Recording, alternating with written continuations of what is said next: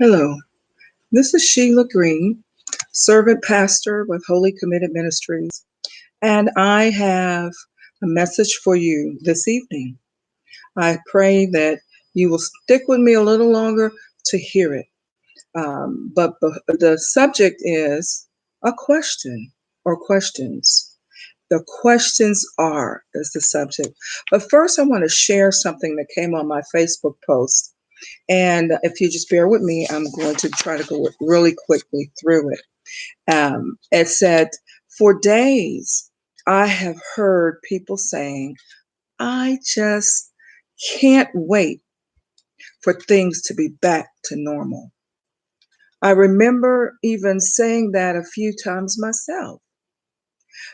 But as I've thought about our current situation, I have realized how much I don't want things to go back to the way they were. Here are a few of my thoughts. I wish I had written this, but I didn't. I can't take ownership of it. I don't know who wrote it. But here are some of the things, some of the thoughts that were shared. And I share it with you now. Number one, I pray that the next time a friend grabs me and puts me in a hug, I actually take the time to appreciate the gift of their embrace. Number two, I pray that when school resumes and people are dropping off kids, they take the time to thank the staff for the amazing gift that they give to our community. Number three, I pray that the next time I'm sitting in a crowded restaurant, I take the time to look around at the smiling faces, loud voices, and thank God for the gift of community. Number four, I pray that the next time I'm standing in church, listening to the voices of praise and worship, that I take a moment to thank God for the gift of congregation. Number five, I pray that the next time I see a person or situation that needs prayer, I pray as passionately and fervently as I have these last few weeks. I pray that when I am in the grocery store, that I take a moment to thank God that that He provides us with the necessities of life and the amazing people, who work so hard to keep us supplied. I pray that I never again take for granted the ability to hop in the car and visit a friend, go to the mall, go to a gathering, and etc.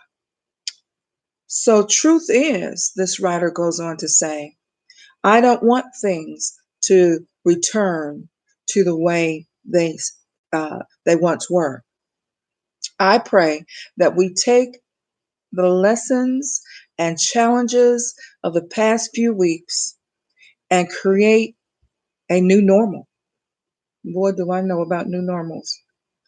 My goal is to pray more, love harder, and truly appreciate the daily abundance of blessings that were so easily overlooked just a mere few weeks ago. And, as I read this, and I love this, I wish it was my own words. A song came to my mind by the Winans, and therein lies the subject today. The questions are. And it goes like this. Ain't no need of worrying what the night is gonna bring. It'll be all over in the morning. Let me say that again. Ain't no need of worrying what the night is gonna bring.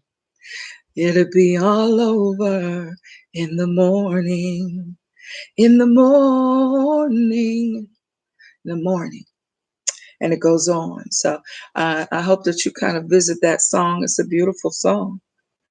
So is their song, The Question Is. That's for another subject, that song. However, here are the questions for the subject today. The question on most people's mind is, when will this be all over? When? And so we go back to the thoughts that the lady had. I pray that I have a new normal, how I treat people, how I do people, how I live for God, for those who are Christians. So that's one of the questions that people have, and that we need to ask. When will it be all over? Will it be all over? The next one, will you be, and this is for you, the question, will you be the same, or how will you be different? We read the thoughts of the person who wrote this. Will you be the same? And how will you be different? I hope you think about these as you're sitting in your home and you can't go where you really want to go. You're not able to go to work. You're worrying about so many things. That is a normal thing to be concerned about. Will you be the same? And how will things be different? How will you be different? And then the next question, what will be my response and reaction for the next disaster or unforeseen calamity? What will be your response? How will you feel? Will you be afraid? Will you blame God? The Bible talks all about all of that. And then the final question, if you are a Christian, how will your response be different from those who have been or are decidedly not Christians? If you are a Christian, how will your response or responses be different from those who are decidedly, they have decided they don't want anything to do with Christianity? How will you be different? How will your response be different? And so now I just want to leave you with the Word of God and more thought. I want to leave you with a reading from the book of Revelation. And this is Revelations chapter 13, verses 8 through 10. Starting at the 8th verse, it says, and I'm reading from the NLT, and all the people who belong to this world worship the beast. They are the ones whose names were not written in the book of life before the world was made, the book that belongs to the Lamb who was slaughtered. Verse 9, anyone with ears to hear should listen and understand. And finally, verse 10, anyone who is destined for prison will be taken to prison.